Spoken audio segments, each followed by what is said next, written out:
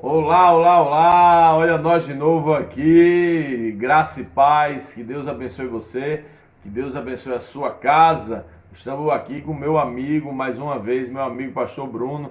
Já é a quinta live conectando a palavra. E nós estamos aqui para mais uma noite, para mais um momento de reflexão profunda sobre a palavra de Deus. Seja muito bem-vindo. A paz, meu amigo, meu querido amigo Pastor Bruno. A paz do Senhor, pastor, a paz do Senhor, todo mundo que está conosco aí.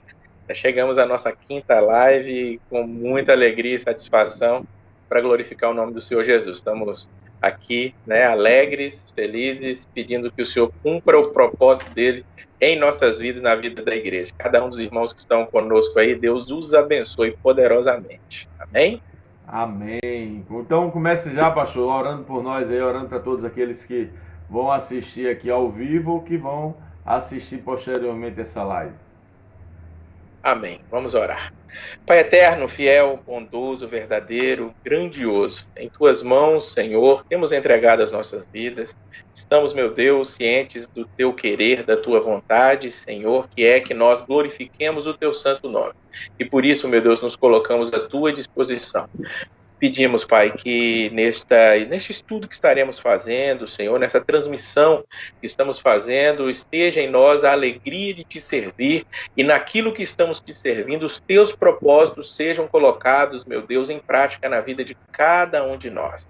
Pai eterno, que através do estudo desta carta maravilhosa do apóstolo Pedro, vidas sejam transformadas, entendimentos sejam transformados. Ó Pai, que haja em nós e na vida de todos aqueles que serão alcançados, Senhor, uma transformação cada vez maior por pura gratidão àquilo que o Senhor tem feito em nossas vidas, ó Pai.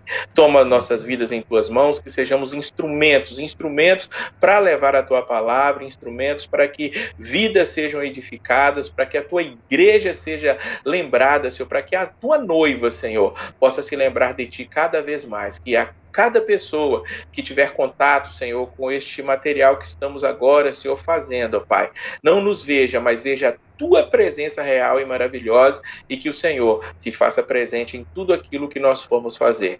Que seja para a glória, para o louvor e para a honra do teu santo nome. Este é o nosso pedido em nome de Jesus. Amém? Amém, amém, amém, amém. Glória a Deus. Nós estamos empolgados, viu, queridos? A gente estava conversando aqui antes sobre o quanto tem sido maravilhoso, né? Refletir sobre a palavra de Deus. E a gente estava aqui admirado, né, com o Senhor e pensando, não é, quando o Senhor estiver trazendo sobre nós aí um ano, né, de reflexão. Então a gente já está na quinta reflexão e a gente estava pensando, olha, daqui a um ano como vai ser maravilhoso aqui poder compartilhar com os irmãos, estudar, aprender, entender a palavra de Deus, o Novo Testamento completo. E quem sabe, né, pastor? Aí a gente já bota em oração, quando a gente acabar esse um ano, a gente começar uma nova etapa olhando, né, o Antigo Testamento, vai ser também uma experiência. E a gente fazer aqui as lives, pelo menos, né, na observância da Antiga Aliança, depois de ter entendido, né? Eu lembro que a gente conversou uma época aí o senhor perguntou, a gente pensando quando é que a gente iria, né, trazer o Antigo Testamento para a gente também fazer a leitura diária. Aí eu disse, quando a gente aprender o novo, a gente vai para o antigo. Mas eu espero que daqui a um ano a gente, depois de todos esses debates, esses encontros nossos aqui, tanto a gente quanto os nossos queridos irmãos que nos assistem aí, né, dos mais variados lugares, possam ter um entendimento mais profundo da nova aliança, para que a gente possa olhar a velha, né, sob essa perspectiva. Eu acho que é bem interessante. Então vai ser uma jornada extraordinária, e como o senhor mesmo disse na oração, a carta de Pedro é espetacular. Por que ela é espetacular, pastor? Poxa, pastor, ela é, como a gente estava conversando antes, né, é um evangelho muito bem colocado. Enquanto a gente estava conversando aqui agora há pouco, eu estava pensando que quando a gente for falar aqui do propósito, para quem foi escrita a carta, e essa carta foi escrita para os irmãos que estavam dispersos, é uma espécie de discipulado, é um resumo do evangelho para aqueles irmãos que estavam dispersos. Provavelmente essa carta ela foi escrita, pelo que eu estava vendo aqui, próximo de quando os evangelhos foram escritos. Talvez alguns irmãos receberam essa carta antes de receberem ali a carta de Marcos, né? O evangelho de Marcos, de Paulo, de Mateus ou de Lucas, ou o próprio João também, né? Que nós já falamos sobre as cartas dele. E isso foi um discipulado para aquelas pessoas ali. Então deve ter sido maravilhoso naquele momento, né? E você vê que Pedro consegue resumir ali em 5 capítulos doutrinas e ensinamentos eternos, né? Tremendo. Por isso que acredito eu que é fantástico realmente estudar essa carta. A carta acaba sendo a primeira carta de Pedro aí, né? Acaba sendo muito importante para nós porque traz essa conotação que o pastor Bruno está trazendo para nós aqui, né? Ela apresenta o evangelho, ela sintetiza as doutrinas profundas do evangelho, né? E aí acaba sendo tão valiosa para nós. Então vamos começar a falar sobre essa primeira carta e aquela pergunta que a gente sempre começa aqui, e o pastor Bruno sempre com seu conhecimento aí traz uma elucidação para nós. Então, pastor, qual é o contexto dessa carta?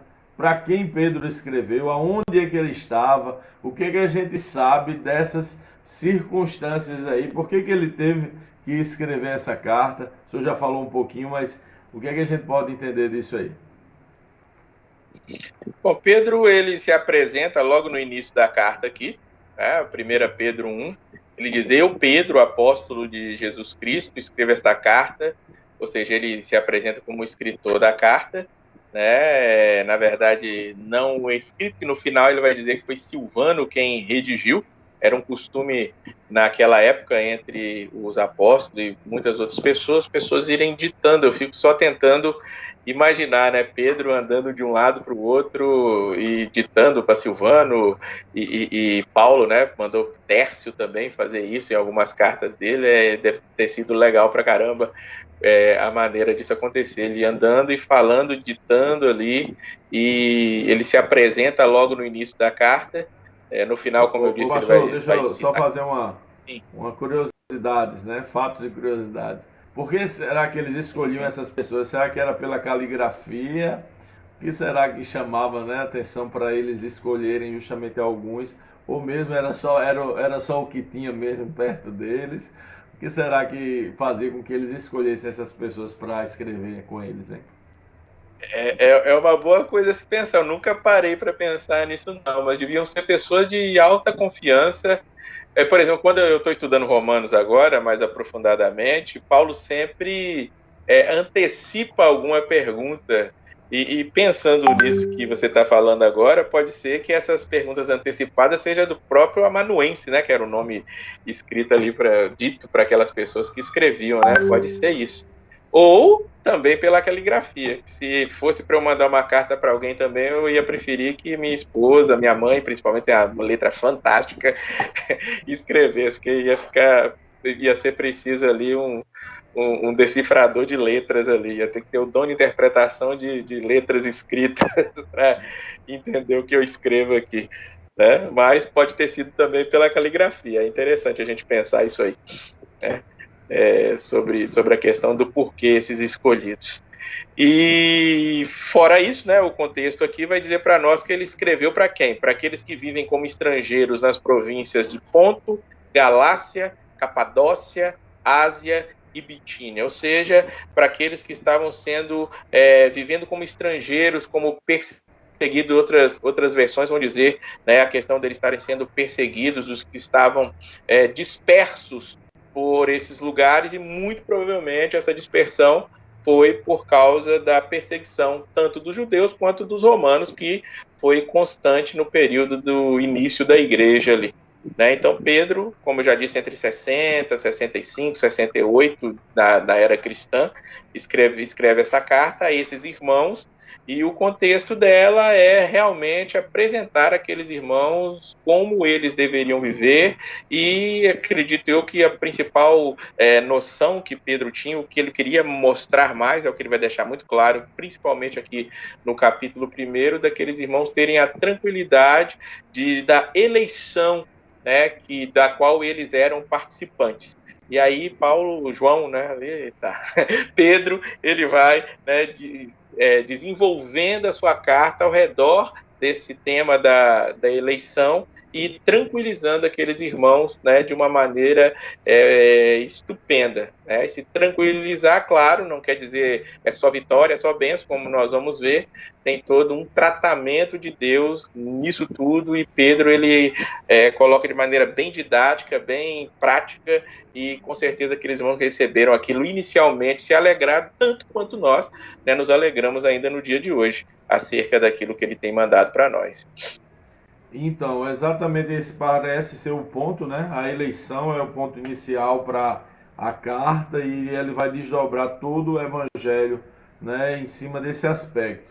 E aí é justamente o nosso ponto de partida aqui, porque já no primeiro capítulo, no primeiro verso, né, ele vai dizer assim: Pedro, apóstolo de Jesus Cristo, aos eleitos. Outra tradução, aos escolhidos. E diz que Deus nos escolheu por sua presciência. É o que vai dizer no verso 2 já. Aí ele vai chamar eleitos segundo a presciência de Deus Pai em santificação do Espírito. Na NVT, ele vai dizer assim, que Deus, o Pai, os conhecia de antemão e os escolheu. Ou seja, que houve uma escolha antecipada, né? Um conhecimento antecipado daqueles chamados aqui, escolhidos, chamados eleitos, né? E aí vem a pergunta, né, pastor? O que é que significa dizer que fomos eleitos, que fomos escolhidos, né? E para que fomos eleitos, né? E fomos eleitos por essa presciência. O que significa essa presciência? Quer dizer que a gente foi eleito antes da gente nascer, é isso que está escrito aí. E se fomos eleitos antes da gente nascer, isso significa que a salvação não depende da gente, né? Então, esse processo de eleição é muito discutido, né? E é óbvio que a gente não quer numa live aqui trazer o resultado de 500 anos de discussão da igreja, mais, né, que desde Agostinho se fala sobre isso, mas o fato é que isso parece ser tão excelente, né, algo tão importante, tão maravilhoso, que o Pedro vai dizer aí que os profetas da antiga aliança buscavam descobrir o tempo e a ocasião que isso aconteceria, ou seja, eles já tinham um vislumbre, mas estavam procurando entender qual era o tempo que isso aconteceria. E vai dizer um verso que para mim me deixou assim bem surpreso, né? Bem assim, nossa, atento, porque ele vai dizer que até os anjos, na tradução do NVT, diz assim, anseiam observar isso, né? Então os anjos anseiam observar, me dá uma conotação que eles estão observando como se quisessem fazer parte disso, ou observando, magnificados por essa eleição, né? Então a pergunta que fica diante de tudo isso, pastor, como assim? Nos explique aí o que é ser eleito e por que essa eleição é tão maravilhosa, que até uma atenção dos anjos, os profetas ficavam pensando nisso, né? Só para contextualizar um pouco, a palavra eleitos aí é eclectos, que significa selecionado, escolhido por Deus, né? Então é um negócio assim bem forte. Por que a gente foi escolhido e selecionado por Deus, pastor? O que é que significa tudo isso? Pastor, a conexão do YouTube cai em quanto tempo? 24 horas, 48? Vai dar tempo da gente falar sobre isso? Vamos seguir aí, vamos ver até onde vai. É difícil ser sucinto. Eu devo ter aqui mais de 30 livros só para discutir essa questão aí. Na verdade, o senhor falou de Agostinho, que já é no quarto século, mas bem antes disso, Paulo já discutia.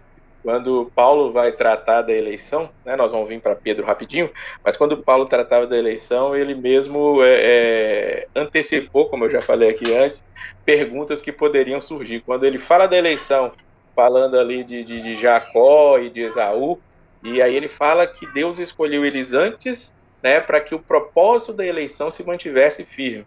E aí alguém vai perguntar a injustiça da parte de Deus, ou seja, lá em Paulo já, na primeira ou segunda geração de cristãos, ele já estava antecipando que poderia haver essa questão. Agostinho vai ter a disputa ali com Pelágio, né, dessa questão de eleição, de predestinação e tal, e 500 anos atrás começa lá, né, Martinho Lutero começa a falar muito sobre isso, Calvino, aí depois vem Armínio, e a discussão é longa, se os irmãos buscarem aí na internet vão ver grandes disputas sobre isso. Mas, como tem um escritor famoso chamado Stephen J. Lawson diz, né, você pode até não crer na doutrina da eleição ou predestinação, mas que ela está na Bíblia, ela está. Ponto final. É o que Pedro está dizendo para nós aqui. Mas essa eleição, quando a gente começa a absorver um pouquinho dela, é claro que, como é uma discussão de séculos, né, a gente percebe que há uma dificuldade bem grande, né, em conseguirmos absorver com tranquilidade isso, porque o ser humano, nós queremos trocar alguma coisa sempre. Todas as nossas relações, elas sempre são eu faço isso para que aquilo seja feito. Quando nós falamos de eleição, nós vamos ver que é uma ação completa da parte de Deus. Quando Pedro fala aqui, por exemplo, da presciência, ou seja, Deus nos conheceu antes, nos amou, colocou o seu amor antes em nós. Ele, como você perguntou aí se foi antes de nós nascermos, sim, foi bem antes de nós nascermos. O próprio Paulo fala sobre isso em Gálatas, que ele foi escolhido antes de ser gerado no ventre da mãe dele, e todos nós somos escolhidos assim. Vão ter vários versículos na palavra que vão dizer que isso aconteceu antes da fundação do mundo. Tem um nome escrito no livro da vida, é o livro dos eleitos, antes da fundação do mundo. Ou seja, antes de tudo começar, Deus, ele escolhe algumas pessoas. Essa é a questão da discussão, se há injustiça da parte de Deus. Em algum momento, no tempo, na história, nós somos chamados, usando como exemplo o próprio Paulo. Paulo, ele era um perseguidor. Paulo queria acabar com a igreja, mas ele disse que foi escolhido antes de ser gerado no ventre da mãe dele. E, em dado momento da história, né, ali quando ele estava indo para Damasco, ele é colhido por Deus, lançado ao chão e trazido ali para ser agora exatamente o contrário do que ele era antes. Ou seja, mesmo com essa escolha antecipada de Deus, ou essa presciência de Deus, essa predestinação, vai haver um momento histórico, um momento pontual. O Bruno foi há 10 anos atrás, alguém há não sei quanto tempo tal. E eu fui nesse há 2 momento, meses, eu acho, pastor. eu ia falar que é há 2 horas, mas eu acho que os irmãos não iam entender bem, então por isso que eu voltei um pouquinho mais. É porque é interessante, pastor, porque hoje não se tem muito essa ideia. A gente falou isso até na última live, quando eu citei John Wesley aqui, por exemplo, que já era pregador, já fazia a obra de Deus, inclusive ele estava fazendo uma viagem missionária, e enquanto dentro dessa viagem missionária, indo pregar o evangelho para os perdidos, para os indígenas na América, ele tem um encontro com Cristo aí. Ele já estava fazendo a obra de Deus, vivia na igreja, era um homem piedoso, só que faltava a conversão. Ou seja, Deus, ele deu a ele o novo nascimento nesse momento. Né? Inclusive, que ele é inspirado pelos morávios, né, que estavam lá dentro do navio, e o navio corre o risco de naufrágio. Enquanto ele estava apavorado, com medo de morrer, os morávios estavam lá cantando e queimando ao Senhor. E ele disse, rapaz, essa galera aí estão numa vibe diferente da minha. E aí aquilo impactou muito, né, a vida dele. Foi extraordinário esse exemplo. É isso, foi quando ele aportou, aí foi buscar a Deus, e aí sim ele percebeu um novo nascimento, e aí se tornou o John Wesley, que hoje todo mundo comenta, né? Inclusive ele passeia tanto nos 2 ramos aí do pensamento de salvação. É bem interessante isso aí. O calvinismo e o arminianismo, para quem não está habituado a isso aí. Mas, né, quando nós terminarmos esse ano de estudo do Novo Testamento, quem sabe a gente faz algumas, né, intermediárias com essas conversas aí para habituar os irmãos que nos acompanham. Bom, então nesse momento Deus chama, ele já é eleito, mas Deus chama através da pregação da palavra. Por isso a pregação da palavra é tão importante, e Pedro vai deixar isso claro também, que nós precisamos pregar a palavra de Deus. Ou seja, o que é a eleição? É uma escolha antecipada de Deus e que em dado momento da nossa vida, Deus nos chama, e isso só vai acontecer através da nossa interação, do nosso contato com a palavra de Deus. Esses eleitos, para que eles são eleitos? Eles são eleitos, como Pedro vai falar para nós aqui, que versículo 2 de novo, Deus, o Pai, os conhecia de antemão, os escolheu, e o Espírito os santificou para obediência e purificação pelo sangue de Jesus Cristo.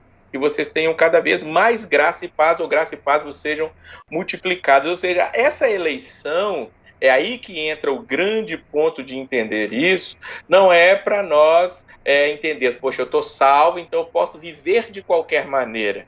Porque a minha grande dúvida, o meu grande problema com a eleição antigamente era justamente esse.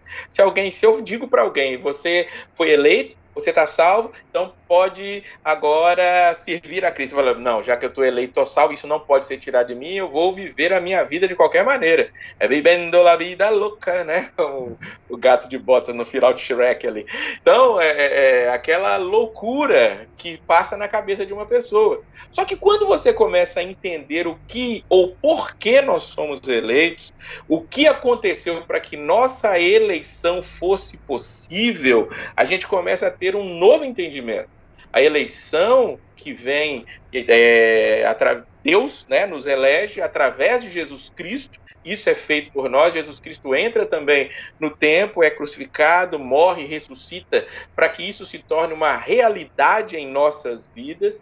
E vemos o que Jesus fez, ou seja, ele se entregou por cada um de nós, para que essa eleição, para que o chamado do Pai fosse colocado em prática, se tornasse algo eficaz em nossas vidas. E quando um eleito genuinamente percebe isso, a vida dele agora, em vez de ele querer viver a vida de qualquer maneira, ele agora vai buscar isso que está dizendo aqui, nós vamos buscar uma vida de santificação em obediência. É isso que é o incrível da eleição. Quando isso acontece, é uma transformação perturbadora, as palavras usadas tanto por Jesus quanto por Paulo na questão disso, dessa escolha, e quando essa escolha ela vem acontecer, vem a ter um resultado em nós, é novo nascimento, é ressurreição, é nascer de novo, é nova criação. Ou seja, são coisas de uma transformação completa, integral. E essa transformação vem acontecendo na vida daqueles que são eleitos.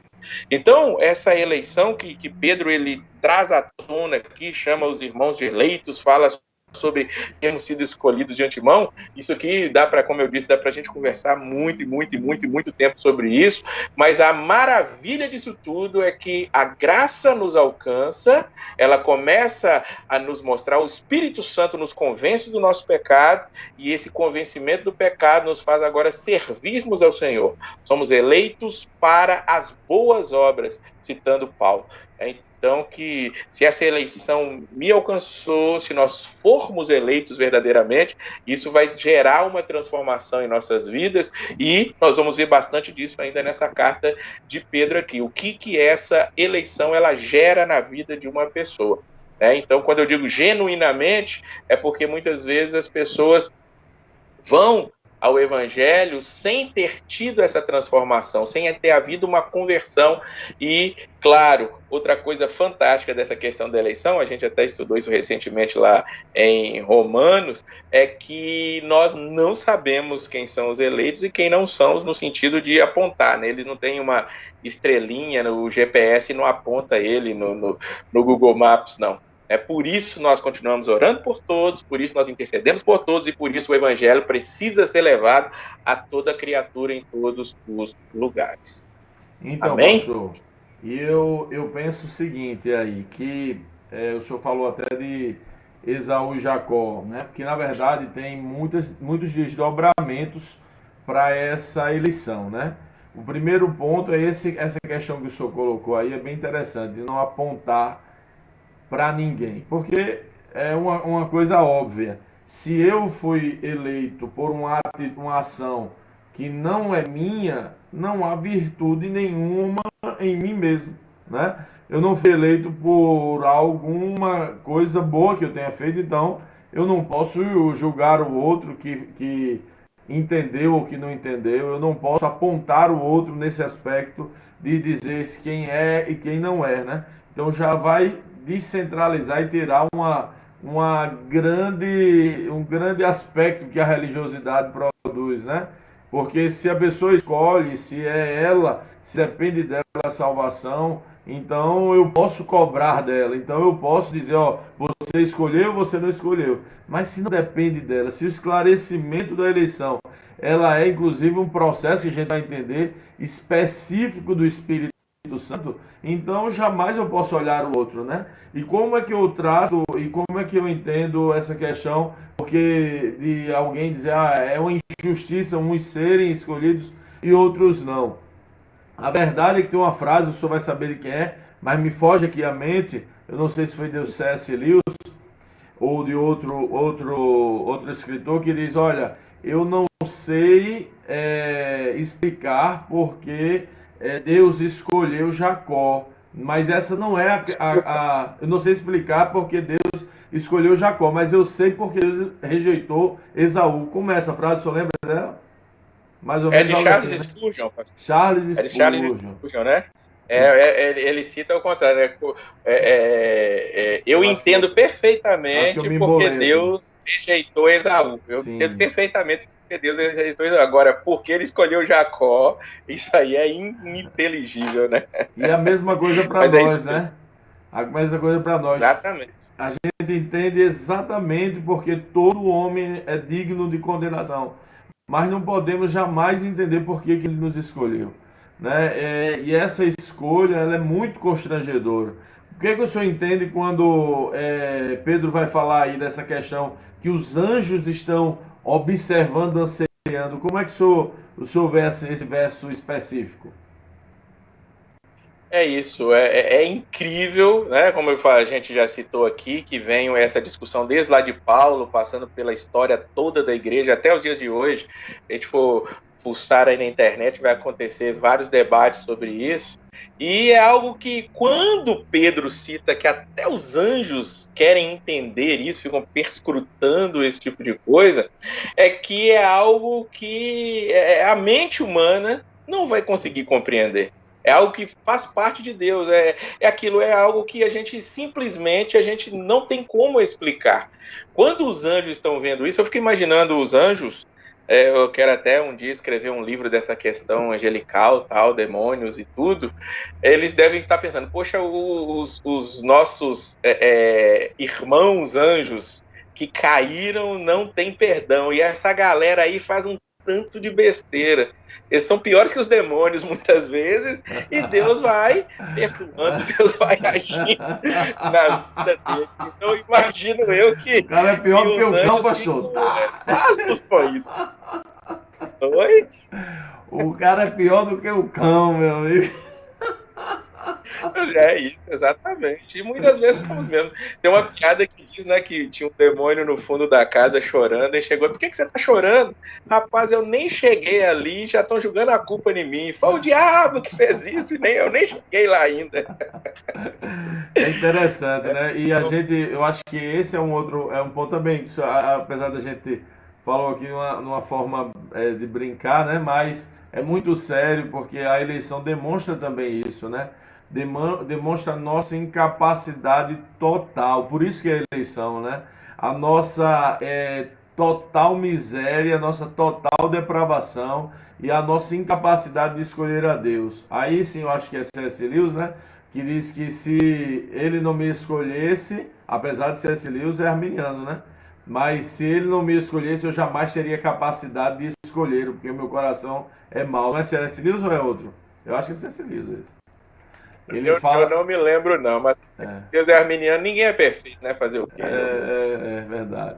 E aí o que que acontece? O fato é que nosso coração é tão mau, né, que jamais, quando a gente olha para nós, jamais nós teríamos a competência, a capacidade de fazer essa escolha. Se algo que o Evangelho demonstra e a palavra de Deus vai demonstrar é o total estado pecaminoso do homem. A gente falou isso nas outras lives, né? A nossa total incapacidade de escolher coisas boas e de escolher o certo. Então, se Deus não tivesse nos escolhido, jamais conseguiríamos o escolher, né? Então, por isso, é um ato de Deus. E você que está nos assistindo agora, você precisa desfrutar do que Pedro está falando aqui, porque Pedro fala de uma alegria diante dessa eleição, porque se essa eleição é tão valiosa, é tão maravilhosa, que até os anjos observam, que impressiona os profetas da antiga aliança, que parece que toda a criação estava ansiando por esse momento, inclusive há de se entender que quando fala da plenitude dos tempos, é justamente a plenitude dessa revelação, que Paulo vai dizer que antes não era manifestada, mas que agora está sendo. Então há de estarmos repletos de alegria. Eu sempre falo que são dois sentimentos muito profundos: o constrangimento por quem nós somos e a alegria de ter sido escolhido, né? E a alegria de Jesus olhar para nós e ó, esse aí, eu quero ele, né? Então isso aqui é extraordinário, isso deve nos alegrar, não é isso, pastor? E acredito eu, pastor, que essa percepção ela só começa a acontecer nos eleitos de Deus. É uma coisa que, quando se é um escolhido de Deus, é uma ação do Espírito Santo em nós. Claro que nós temos a nossa responsabilidade, nós não fugimos disso. Eu quero até ler aqui no capítulo 1, versículos 21 e 22, mas essa percepção de nossa inabilidade, nossa miserabilidade, do quanto somos nada, dessa depravação total, né, como é uma doutrina citada tanto no meio arminiano quanto no meio calvinista, de que o homem, por si só, ele não consegue buscar ao Senhor dentro daquilo que Paulo fala em Romanos 3, né? Todos pecaram, destituídos estão da glória de Deus, não há quem busque a Deus, não há um sequer, né? Todos se afastaram, todos se desgarraram. Essa perspectiva de que a ação é completa de Deus, somente aqueles que são escolhidos conseguem perceber, porque o Espírito Santo vai fazendo essa obra de quebrando o nosso orgulho. É um trabalhar gradativo do Espírito Santo, né? Podia ser de uma vez por todas, mas ele é gradativo, é um trabalhar que Deus vai nos mostrando, nos moldando. A gente até estava conversando sobre isso outro dia, né? Desse trabalhar de Deus em nós, em nossos corações. Isso é fantástico, porque se há esse trabalhar em nós, é porque nós somos filhos e os filhos são disciplinados. E a partir do momento em que essa ação acontece em nós, nós vamos agora buscar uma transformação, buscar uma mudança de vida. A ação principal, que é a regeneração do nosso coração, de ter nos escolhido, e quando nós compreendemos isso, quando nós absorvemos isso, nós vamos ter essa vida transformada. É o que Pedro vai dizer aqui nos versículos 21 e 22, na NVT. Por meio de Cristo, vocês vieram a crer em Deus. Depositam sua fé e esperança em Deus, porque ele ressuscitou Cristo dos mortos e lhe deu grande glória. Uma vez que vocês foram purificados de seus pecados, quando obedeceram à verdade, aí vem, tenham como alvo agora o amor fraternal sem fingimento. Amem uns aos outros sinceramente, de todo o coração, pois vocês nasceram de novo, não para uma vida que pode ser destruída, mas para uma vida que durará para sempre, porque vem da eterna e viva palavra de Deus. Olha que mensagem maravilhosa. E Pedro aqui está indo junto com aquilo que nós vimos semana passada nas epístolas de João, falando, né, já que nós temos uma vida agora voltada para Deus, que nós amemos uns aos outros sinceramente de todo o coração. A evidência de que você é um eleito é que você agora ama o seu irmão. É sempre um relacionamento vertical, né, com Deus, e um relacionamento horizontal com o próximo. Sem isso, se nós não vivemos assim, pode ter certeza que ainda está faltando alguma coisa, e aí entra a nossa busca cada dia mais constante ao Senhor para que Ele venha nos ajudar. Glória a Deus. E pastor, essa relação, né, que é gerada, essa consequência de amar os outros, né, a consequência da eleição, ela passa por um entendimento de um aspecto de perda, né? E é justamente o terceiro ponto que a gente quer tratar aqui, porque muitas pessoas, elas são atraídas pelo Evangelho por uma perspectiva de ganho, né? E é óbvio que essa eleição é uma eleição para um ganho futuro, né? Esses dias, hoje, eu vi um vídeo que falava de uma irmã que estava cantando o hino, e já o hino, eu não quero entrar no detalhe da experiência espiritual, que é interessante, mas essa irmã teve uma experiência espiritual cantando o hino, que tudo ia dar certo, e que ela não ia sofrer, e que eu nem me lembro bem a letra, mas o aspecto era esse, era que, olha, fica tranquila, porque Deus está cuidando e nenhum mal vai lhe acontecer, né? Esse era o contexto da história. Só que o que Pedro vai dizer aí, pastor, é uma eleição que, olha só, o texto vai mostrar algo diferente do que esse aspecto que muitos enxergam como sendo o evangelho, porque se parece com o evangelho, parece que não é bem por aí. Porque Pedro vai dizer assim, ó, portanto, alegrem-se com isso, ainda que, eu estou em 1 Pedro 1,6, ainda que agora, por algum tempo, vocês precisem suportar muitas provações. Pedro está dizendo, olha, se alegrem com a eleição, se alegrem porque vocês foram eleitos. Mas agora vocês vão suportar provações tremendas. E assim como esse verso, ele vai relacionar o nosso prêmio que não é aqui. Né? Ele vai dizer que o aspecto da premiação dessa eleição, ela não é para agora. E ele vai falar várias vezes sobre isso, né? Aí ele vai dizer, ó, em 1 Pedro 2, 21, ele vai dizer, porque Deus os chamou para fazerem o bem, mesmo que isso resulte em sofrimento, pois Cristo sofreu por vocês. Ele é seu exemplo, sigam os seus passos. O que é que ele está dizendo? Sigam os passos, como Jesus, em sofrer pelo outro, né? Aí 1 Pedro 3,17, ele vai falar de novo. Lembrem-se de que é melhor sofrer por fazer o bem, se for a vontade de Deus, do que por fazer o mal.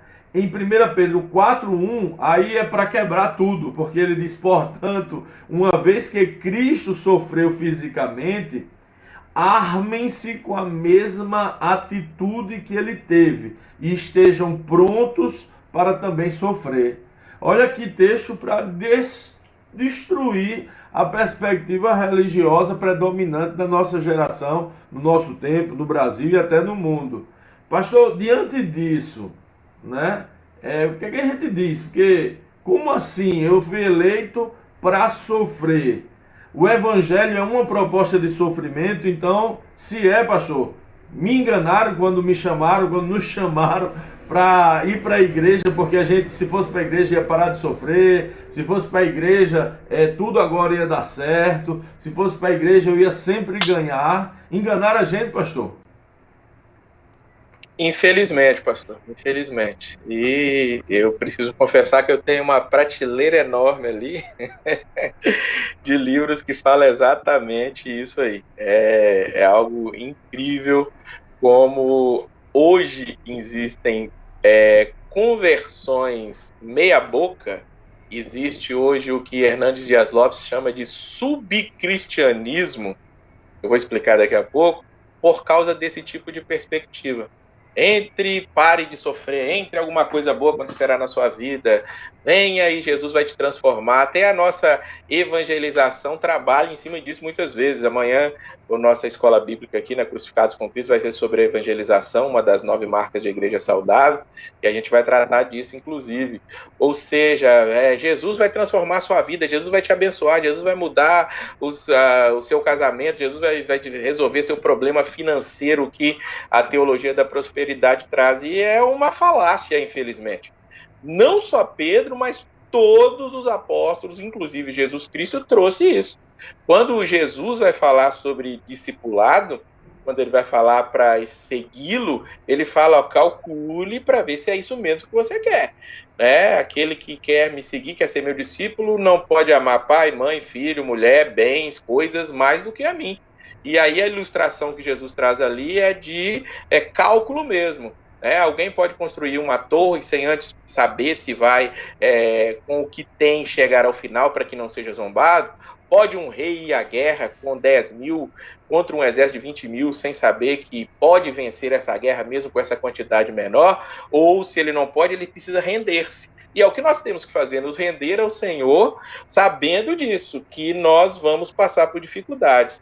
Quando Pedro fala lá no capítulo 1 ainda, né, você citou aí o versículo 6, ele cita o versículo 7 falando, né, que a nossa fé ela é provada como o ouro é provado pelo fogo. Né? Elas mostraram sua fé autêntica como o fogo prova e purifica o ouro, assim sua fé será experimentada e ela é muito mais preciosa que o simples ouro. Eu me lembro, eu sempre conto essa história aqui na igreja, quando eu era menor, meu pai, ele tirava ouro lá do Rio das Velhas, é o rio lá da minha cidade, lá em Minas Gerais, Santa Luzia, e a gente pegava aquele ouro que vinha nos carpetes e tal, aquela bateia de garimpo mesmo, juntava aquele ouro, ele pesava lá, dava umas 15, 16 gramas, e isso era um mundo de dinheiro. Ainda hoje, o ouro hoje acho que deve estar valendo uns R$400 uma grama. E eu ia com ele lá no lugar onde o cara comprava o ouro. Aí ele chegava lá, colocava naquela balança com peso e contrapeso, tipo aquela balança da justiça, né, do símbolo da justiça. E ali ele colocava, pesava e depois toma-lhe fogo. Acendia o fogo e queima. E você percebia ali que do ouro mesmo, o ouro puro ia ficando e as impurezas iam sendo tragadas por um líquidozinho, acho que era um mercúrio, eu esqueci o nome agora, ia sendo trazida para aquilo e ficava só o ouro do lado de cá. O que é puro não era tragado com o aumento do calor e aquilo ali ficava purificado. E no fim das contas, aquelas 13, 15 gramas tornavam 2, 3 gramas apenas, porque eram mais impurezas. A questão do sofrimento em nossas vidas, na vida dos eleitos de Deus, é justamente esse aperfeiçoamento. As impurezas nos são tiradas através desse do fogo. Do fogo da perseguição, do sofrimento, das dores, dos problemas, das dificuldades, a questão de você achar que vir para Cristo, venha para Cristo, todos os seus problemas serão resolvidos, infelizmente não funciona assim. E Jesus não nos enganou, quem nos engana são os falsos profetas, Jesus deixou muito claro, né? No mundo tereis aflições, mas tem de bom ânimo, eu venci o mundo. Se ele venceu o mundo, a gente pode ficar despreocupado porque nós estamos na mão dele. Então, respondendo diretamente à sua pergunta, nós fomos enganados, muitos são enganados, mas graças a Deus, pela misericórdia dele, tantos que vieram com essa perspectiva, depois de terem contato direto com a palavra, de conectarem-se com a palavra, conseguiram deixar essa perspectiva e não estarem no evangelho em busca de coisas materiais. Talvez hoje estejam ouvindo aquilo que Paulo ele diz, né? Aquele que espera de Cristo somente nessa vida é o mais miserável de todos os homens. Como já foi citado por você aí, né? A questão de que as bênçãos, as vitórias, elas vêm sim nos nossos dias, mas a nossa visão tem que estar na promessa da vida eterna que já foi garantida, que começa aqui agora, mas que vai ter um cumprimento muito maior lá na frente. Então, se você está passando por dificuldade, está passando por luta, está passando por problema, tenha certeza que o Senhor está no controle de tudo isso e Ele mesmo vai dizer para nós que no meio da dificuldade, no meio da provação, Ele tem um escape para aquilo. Mas a provação é sempre o trabalhar de um Pai amoroso querendo nos aperfeiçoar, para que nós cheguemos à imagem, estatura de varão perfeito, segundo a imagem de Jesus Cristo, que nos transforma a cada dia. E essa perspectiva, por isso que eu falei no início, que antes de perguntar, que essa perspectiva da predisposição ao sofrimento, né? Como Pedro diz, armem-se com a mesma atitude que esteve em Jesus e estejam prontos para também sofrer. Eu acho que ela está associada à minha relação com o outro, né? Eu não consigo viver uma vida realmente de amar o próximo se eu tiver uma perspectiva de ganho, né? Se eu tiver uma perspectiva que eu vou me dar bem em cima do outro. Então, quando eu estou com... E a gente vai ver que o plano de fundo para aquele que é eleito, ele vai aprender uma palavra que é fácil de falar, mas difícil de viver, mas essa é o alvo da gente, que é a submissão, né? Pedro vai colocar esse aspecto para todos aqueles que são eleitos, eles vão aprender a se submeterem, né? Nós aprendemos a nos submeter ao Senhor.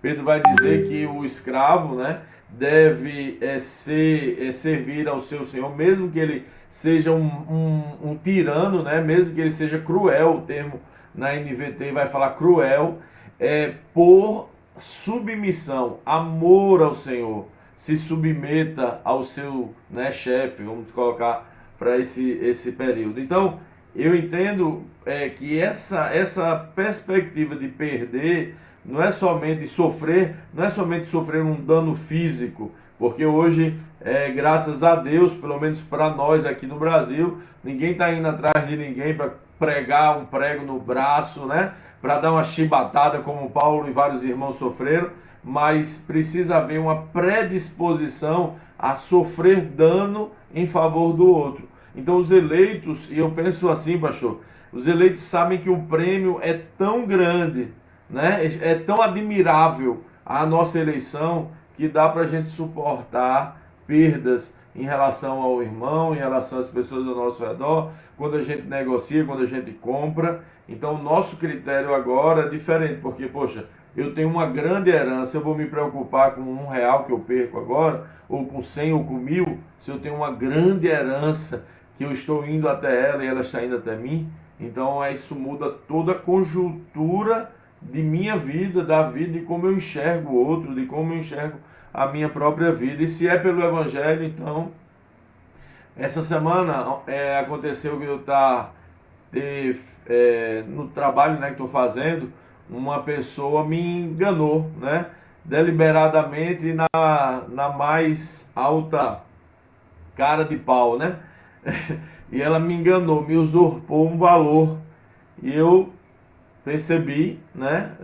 Naquele momento, preferia que não tivesse percebido, mas percebi e, poxa, né? Por Cristo eu perco, Senhor. Por Cristo eu estou disposto a ser enganado. Por Cristo eu estou disposto a assumir o dano. Então, o Evangelho me faz entender que todo dano aqui para mim é pedagógico, como o senhor falou, né? Serve para a minha própria transformação e para o meu aperfeiçoamento. Isso é, para mim, sensacional. Isso virou uma chave de entendimento nas nossas vidas. Quando eu quero só ganhar, eu não estou, na verdade, apresentando a lição que eu recebi.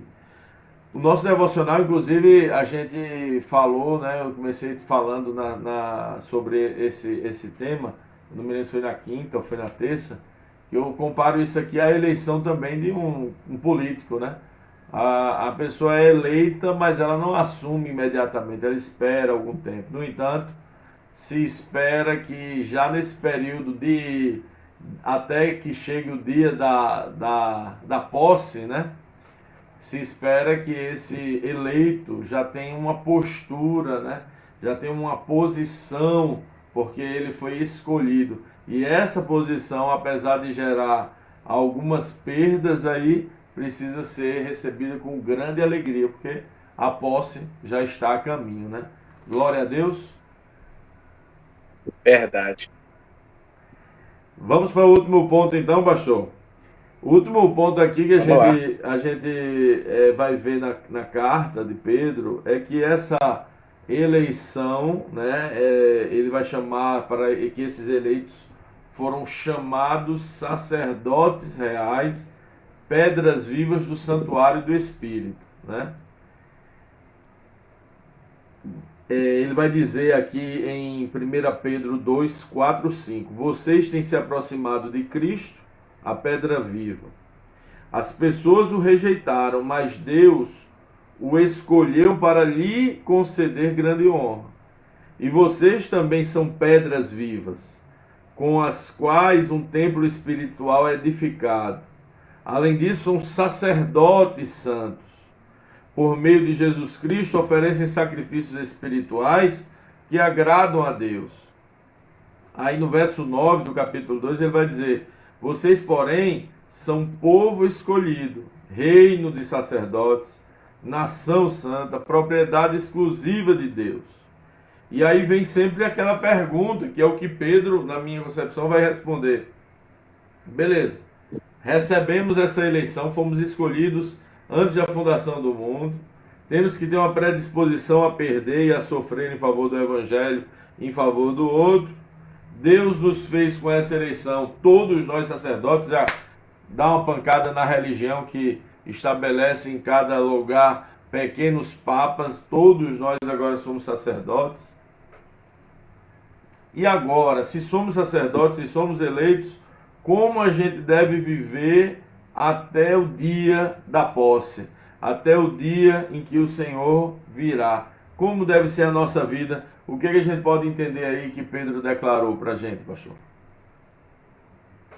Terminando o versículo 9 aí do capítulo 2, é interessantíssimo o que Pedro vai dizer, que ele diz assim, né, depois de ter dito que nós somos povo escolhido, reino do sacerdote, nação santa, propriedade exclusiva de Deus, diz assim: vocês podem mostrar às pessoas como é admirável, não a vida de vocês, mas, que ele diz, aquele que os chamou das trevas para a sua maravilhosa luz.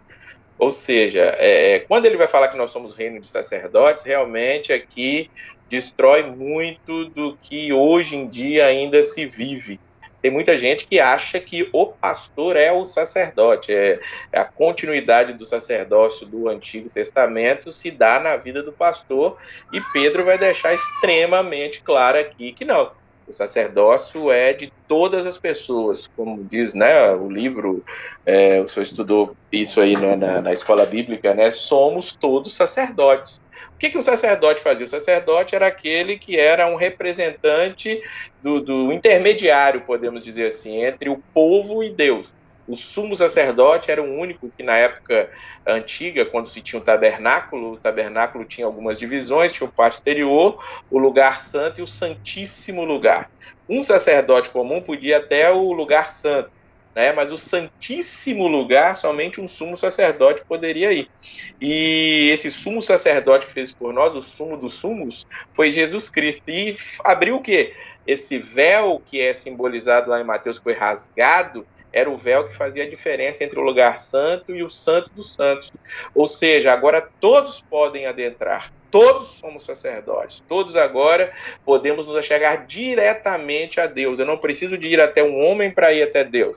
Tem pessoas que amam isso, que as pessoas o buscam. Não, fala comigo que eu falo com o Pai. Não, vou buscar o pastor, vou buscar a irmã tal, o irmão tal, porque eles têm mais intimidade. Todos nós, todos, sem exceção, se você é um eleito de Cristo, tenha certeza, você tem acesso direto ao Pai. Então, quando Pedro vai trazer para nós que nós somos povo escolhido, reino de sacerdote, nação santa e propriedade exclusiva de Deus, isso precisa, dentro ainda do contexto do que nós dissemos agora há pouco aqui, da questão do sofrimento, da perspectiva de uma transformação de vida, ao entendermos que fomos escolhidos, fomos eleitos, essa questão de sermos sacerdotes vai aumentar, vai fazer com que isso se torne ainda mais amplo, porque agora eu sei, né, que eu posso me achegar a Deus confiadamente, como o Hebreus vai dizer, pelo novo e vivo caminho. Esse caminho foi aberto pelo sangue de Jesus Cristo. Então, ser sacerdote, todos nós, entenda, não são só pastores que têm esse sacerdócio, todos nós podemos nos achegar ao Pai. Todos nós temos acesso livre ao Pai. Quem garantiu esse acesso foi Jesus Cristo. E Pedro deixa muito claro que, através desse acesso ao Pai, as outras pessoas possam ver como é admirável, não como nós somos admiráveis, mas como é admirável aquele que nos chamou.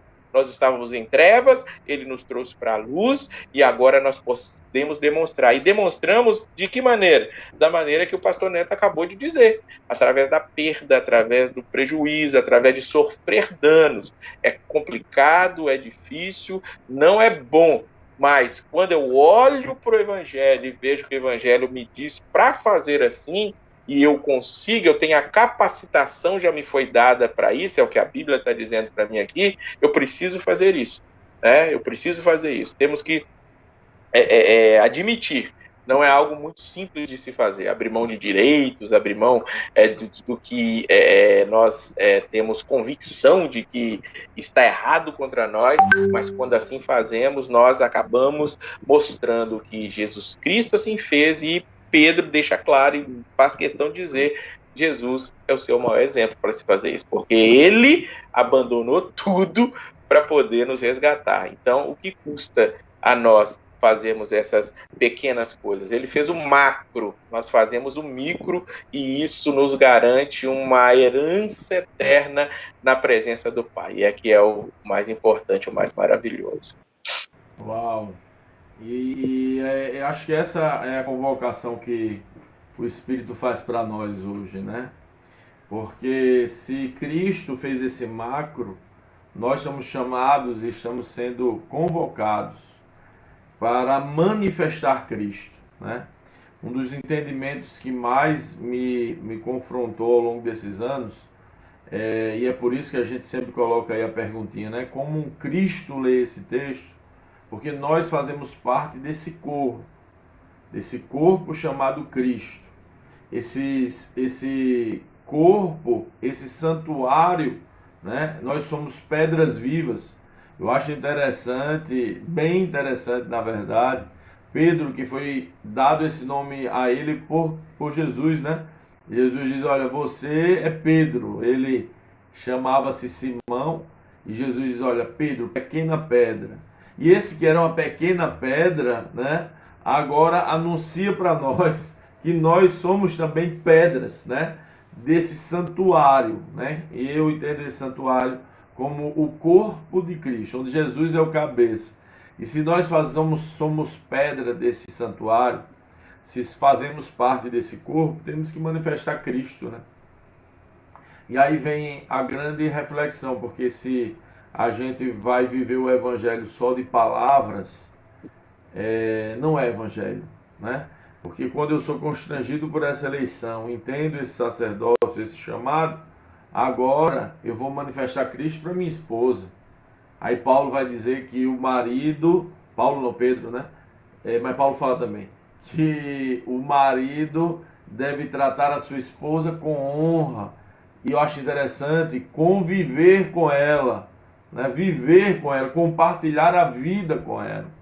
Aí vai dizer que a mulher, a esposa, precisa ser amável, doce, né? Olha que maravilha, né? E alguém vai falar o absurdo, porque não entende o contexto, quando vai dizer que as mulheres devem ser submissas a seus maridos. Na verdade, o contexto inteiro é que a mentalidade dos eleitos é de submissão.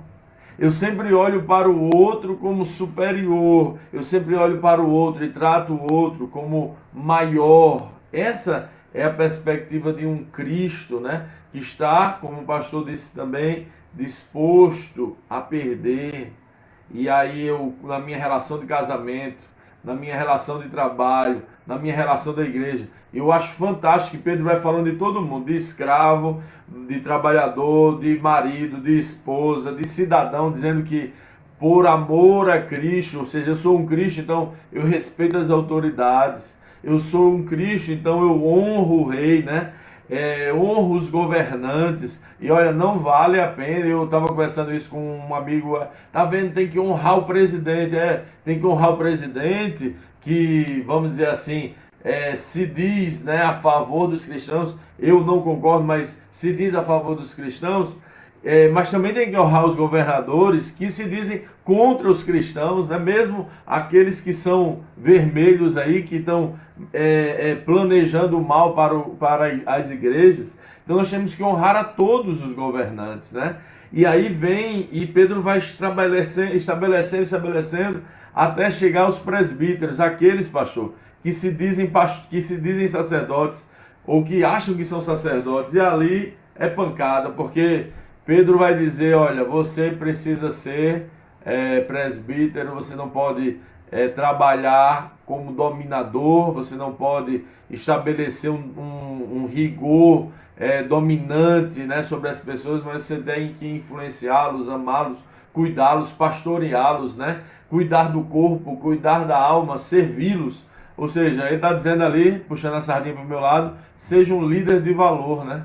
E aí quando ele vai falar dos jovens, que os jovens precisam respeitar os presbíteros, eu acho interessante, porque ele vai dizer: olha, jovens, respeitem, né? Honrem, respeitem a autoridade dos presbíteros, mas aí ele vai seguir dizendo para que um aspecto de totalidade, tanto os jovens para com os presbíteros, que ela é ali um contexto bem interessante, né, do filho mais jovem, da parte mais jovem da igreja, mas a parte mais madura, que um precisa se sujeitar ao outro, né?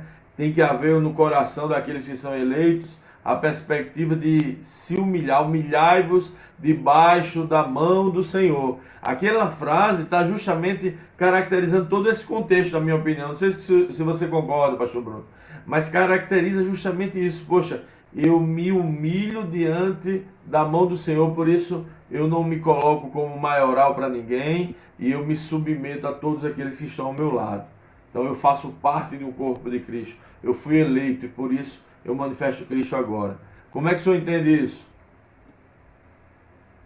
Não, exatamente dessa maneira. Essa frase mesmo do versículo 6 aqui do capítulo 5, ela resume tudo, né? Portanto, humilhem-se sob o grande poder de Deus.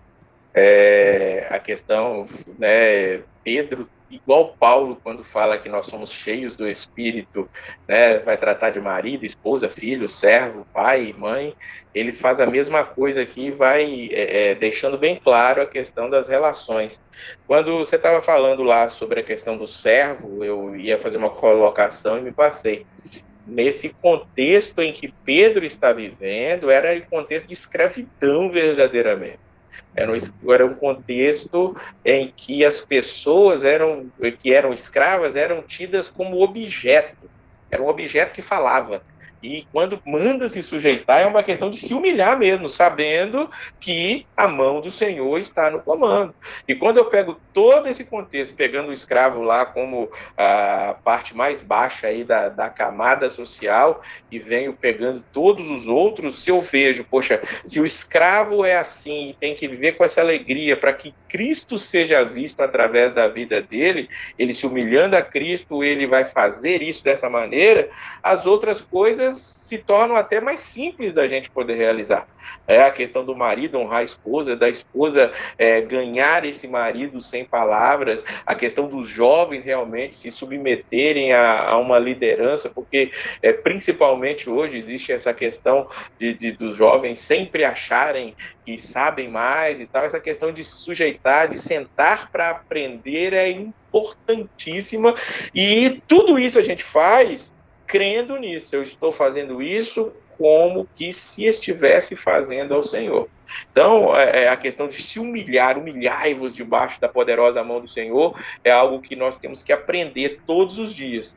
Dobrar os nossos joelhos, nos colocar debaixo das mãos dele e deixar ele realmente dirigir, comandar as nossas vidas, que é o que nós sabemos que ele faz de melhor. Ele tem cuidado de nós e a gente tem que ter esse cuidado de deixar-se ser cuidado.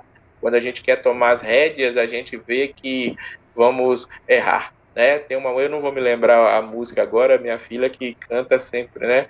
É que quando eu quero tomar a dianteira, eu erro. É alguma coisa mais ou menos assim. Quando eu quero fazer conforme eu quero, né, sempre dá tudo errado. Então, submeter-se, humilhar-se diante da mão do Senhor, reconhecer que somos incapazes se o Senhor não nos ajudar, é tudo aquilo que a eleição vai mostrar para nós. A gente, né, fazendo o ciclo aí, voltando lá para a questão da eleição. O eleito, ele vai perceber isso, essa dependência, a dependência total daquele que é dono de tudo. E quando nós entendemos a dependência, nos tornamos maridos melhores, esposas melhores, servos melhores, jovens melhores e, como o senhor falou aqui da pancada aqui, líderes melhores. Onde nós vamos ver Pedro falando, né, aqui no versículo 4 do capítulo 5, quando vier o grande pastor, vocês receberão uma coroa de glória sem fim. Aleluia. Ou seja, aqui eu tenho que exercer tudo com exemplo. Eu não posso querer ter aquela rédea de ferro, ser o imperador, como você já citou, um papinha, né? Um papa dentro da igreja. Eu sou o papa, sou intocável, sou ungido do Senhor, não fale mal de mim, o que eu digo é isso mesmo. Vai morrer, né? Exatamente, né? E quem falar mal do pastor vai ter comida de bicho. mas não fale mal mesmo, não. Fale direto pro pastor se você tem alguma questão com ele, né? Vá direto a ele. Não fale pros outros. Chega pra ele, pastor, Como acho que com você tá qualquer errando. outra pessoa, né, pastor? Como com qualquer outra Exatamente. pessoa, Essa né? é a questão. E esse é Essa o é a ponto, questão. porque tem gente que diz assim, ah não, eu só obedeço a Deus, né? Eu só me submeto a Isso. Deus. Inclusive usa esse texto, né? Humilhai-vos perante Deus. Já ouvi gente pregar, humilhar perante Deus, né? Perante os outros. Não entendeu nada da carta, né? A carta está dizendo exatamente que quando eu estou me humilhando, humilhai-vos perante a mão do Senhor, é que eu manifesto isso como? Quando eu trato minha esposa com honra, quando eu me submeto a uma liderança, quando eu trato o outro como sendo um presbítero da igreja, como um exemplo, pela liderança, pelo exemplo, e não sendo um dominador. Então, eu me humilho perante Deus quando eu, na verdade, tenho uma atitude de submissão perante o outro. E isso é aspecto profundo da minha eleição, né? Exatamente. E aí entra a questão nos líderes, né? De quando erram, quererem uma autodisciplina, de si só prestam contas a Deus. São pensamentos que são trazidos e colocados no seio da igreja que parece que não leem nada, que não olham para o Evangelho, que não veem que, como Pedro vai dizer aqui para a liderança, né? Quando fala de presbitério, está falando de liderança, que Pedro ainda se coloca, né? Eu presbítero com ele, ou seja, Pedro era o líder principal, nós vemos isso, né? O próprio Jesus colocou isso sobre Pedro, né? Eu que também sou presbítero com ele, testemunhei o sofrimento de Cristo e também participarei da sua glória quando ela for revelada, assim peço-lhes. Aí ele faz a lista. Cuide do rebanho de Deus, confiou com disposição, não com má vontade, não pelo que lucrarão, mas pelo desejo de servir a Deus. Não, pastor, tá dizendo isso aí? Não abusem de autoridade, né? Mas guiem-se pelo seu bom exemplo. Né? Tá dizendo que não é por lucro, pastor? Tem gente que arranca isso aqui da Bíblia, né? Deve riscar, sei lá o que faz. Tem uma nova versão nos ladrões de hoje. Eu não acredito em estar dizendo isso aí. Fala sério, rapaz. É verdade. Deve ser a minha tradução aqui. Vou ver se alguma outra versão me ajuda mais fácil. Mas, infelizmente, a realidade, muitos só pensam na igreja como uma fonte de lucro, como uma fonte de ter alguma coisa, ter uma vida boa. E o que Pedro chega aqui quebra tudo, né? Usando um linguajar mais moderno, né? Quebra tudo verdadeiramente aqui. E eu odeio quando eu falo isso verdadeiramente, que é um jargão, mas deixa para lá. E aí nós vamos ver que nós precisamos servir como servimos a Deus, mas pelo desejo de servir a Deus. Eu não interessa o que eu estou ganhando, na verdade eu não quero ganhar, eu quero servir ao Senhor, e isso com todo o meu coração, e por isso o meu exemplo como líder precisa ser o melhor, precisa ser o principal, e eu preciso mudar todo dia, porque eu falo, isso falando de mim particularmente, eu preciso mudar muita coisa, e graças a Deus pela palavra dele, me dá essas marteladas aqui, para que nós possamos mudar todos os dias. E aí é onde está a maravilhosa graça, né?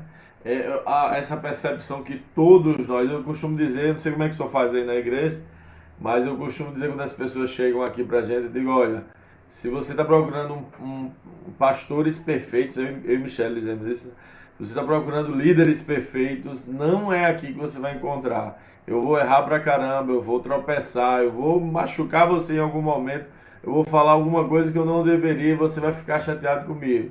A pergunta é, você vai me perdoar? Porque quando você fizer e você vai fazer, nós vamos estar dispostos aqui a perdoar você. A gente sempre fala isso, porque justamente essa natureza que nós estamos sendo transformados de dia em dia. E como é que a gente é transformado?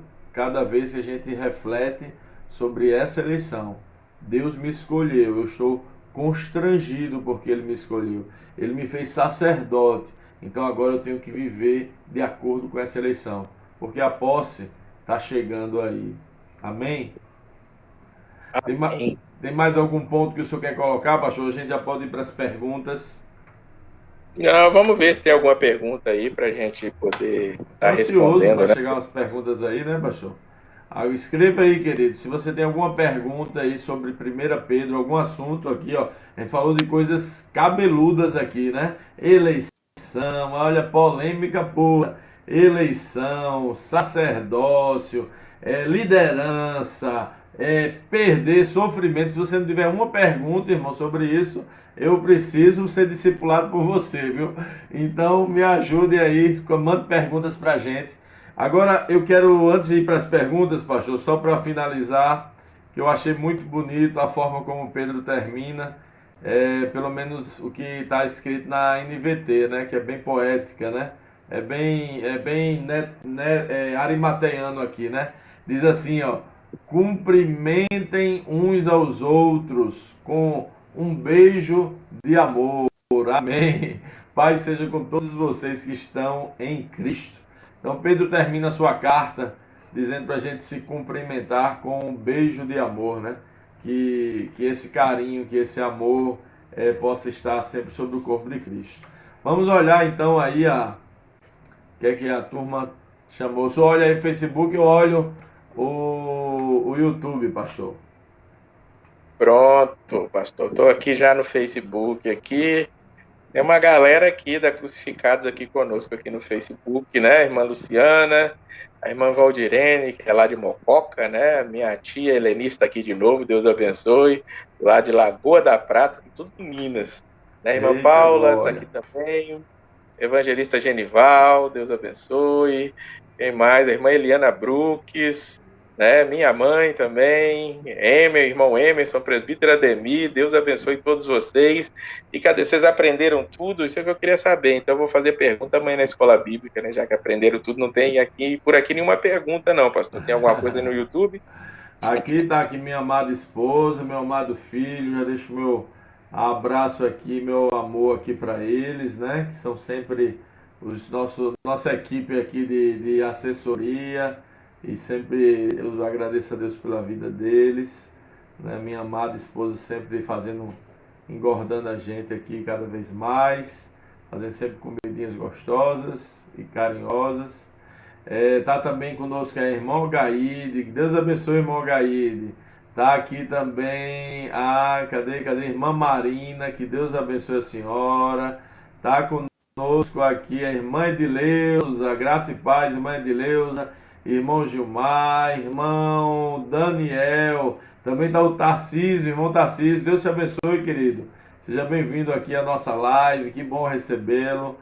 Tá a irmã Mônica, o irmão Wayne, que Deus abençoe vocês.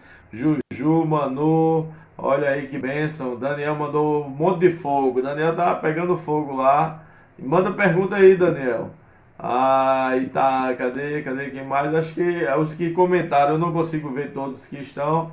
Eu vi aqui que tinha um número bem legal aqui de pessoas, agora já caiu um pouquinho mais, mas eu consigo ver só os comentários. Nós só conseguimos ver os comentários, né? Que Deus abençoe vocês. Se não tem perguntas, a gente agradece a Deus aí pela vida de vocês, que nas próximas lives vocês possam trazer perguntinhas aqui interessantes. Pastor Bruno tá doido para responder perguntas, gente. Doido para responder. Semana que vem nós entramos em que livro, pastor? Eita, deixa eu olhar aqui, pastor. Deixa eu olhar, porque não é 2 Pedro não, é 2 Pedro, vai lá para frente. Deixa eu olhar rapidamente aqui, a gente vai já para uma nova etapa, novos livros, né? Que bênção. É muito bom a gente fazer essa leitura bíblica. Nós, pessoalmente, eu e o pastor, a gente fala várias vezes o quanto somos edificados. Eita, que agora são elas. Aí a gente vai entrar no Evangelho segundo João.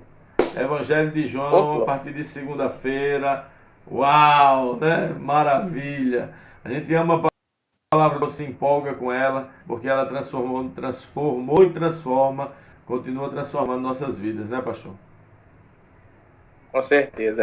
A irmã Valdirene aqui no Facebook, ela comentou aqui: eu não tenho pergunta, pois não tenho estudo suficiente ainda, mas em breve terei. Amém, minha irmã. Deus abençoe. Ela tem dito, pastor, que tem sido uma bênção, o grupo, tudo muito legal para ela, porque lá onde ela está, né, a igreja, o contexto lá não tinha os estudos bíblicos, e ela tem aprendido bastante aí com a gente. Isso é muito bom a gente saber, né? Lá no interiorzão, lá em Mococa. Olha aí o que a internet, né, faz, proporciona, né? Que bom, seja muito bem-vinda, irmã, que Deus te abençoe aí. Estamos aí, todos os dias, estamos refletindo sobre um capítulo do Novo Testamento e todo sábado nós estamos aqui discutindo sobre o que a gente entendeu, o que Deus falou, o que a palavra tem mostrado durante a semana. Vamos orar, né, pastor? Vamos lá, pastor. Encerre orando aí por nós em nome de Jesus. Amém. Soberano Deus, nós estamos e somos constrangidos, porque Tu nos escolheu. Pai, eu creio, Senhor, que todos agora que estão nos assistindo, Senhor, foram alcançados pela manifestação, a apresentação da Tua graça. Nos constrangemos e nos alegramos. Nos alegramos porque Tu tem nos garantido, Senhor, uma vida eterna, uma ressurreição plena, Senhor Deus, para uma vida sem igual. Por ora, nos dá força para suportar as dores e os sofrimentos de agora.